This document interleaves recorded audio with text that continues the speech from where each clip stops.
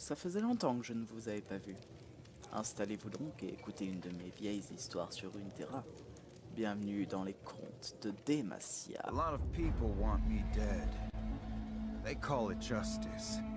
I'm the only one who knows the truth. All I have left is the wind by my side.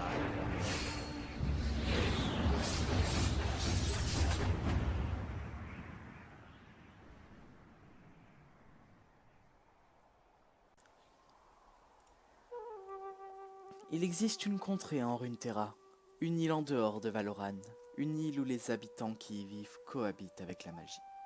Et c'est dans cette contrée qu'a eu lieu plusieurs drames. Mais celui qui aura le plus touché cette île, montrant la dure réalité de ce monde à ses habitants pacifiques, fut l'invasion de l'île par les armées noxiennes. Et bien évidemment, ce n'était pas qu'une simple expansion. Le but de cette invasion était l'annihilation totale des habitants de l'île. Et c'est durant cette période que cette histoire prend place. Un jour, l'armée noxienne décida d'envahir l'île de Ionia.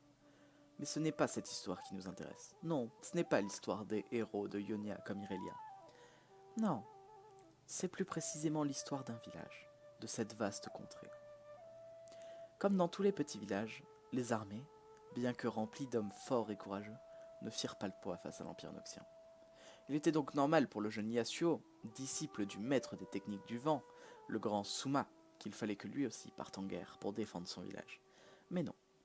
Bien que ce dernier était l'élément le plus prometteur du village, sachant déjà utiliser l'art d'utiliser le vent pour pourfendre ses adversaires, il resta au village, car sa mission était de surveiller et de protéger les anciens. Mais par une nuit pluvieuse, alors que le vent faisait rage, la patience du jeune et intrépide Yasuo se brisa.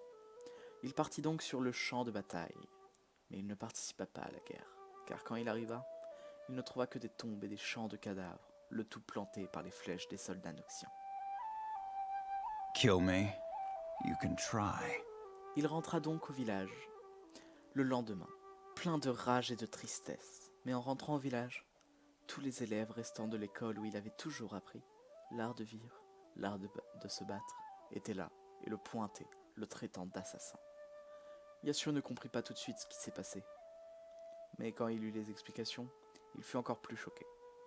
Les anciens avaient été assassinés pendant la nuit, et le coupable désigné était l'homme qui maîtrisait le vent.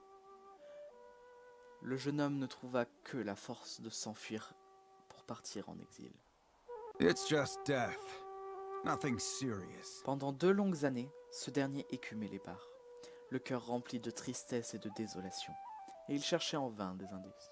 Mais malheureusement, il faut bien qu'un jour, les vieux démons nous rattrapent. Et c'est ainsi qu'un jour, la chose que Yasuo craignait le plus se produisit. Yon, son frère, se trouvait devant lui, prêt à engager le duel. Les deux adversaires eurent un moment de recul et dégainèrent leurs armes simultanément. Ils se regardèrent ensuite sans rien dire, leurs cheveux flottant dans le vent, violents et qui semblaient déchirer les deux hommes. Mais le combat ne se finit qu'en une fraction de seconde, car la tempête, même déchaînée, n'est pas éternelle. Yon fut mortellement touché en un seul éclair d'acier.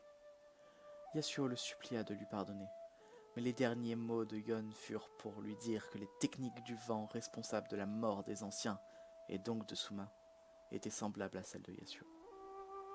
Puis il se tut, avant de mourir sans avoir pu prononcer les mots de l'absolution.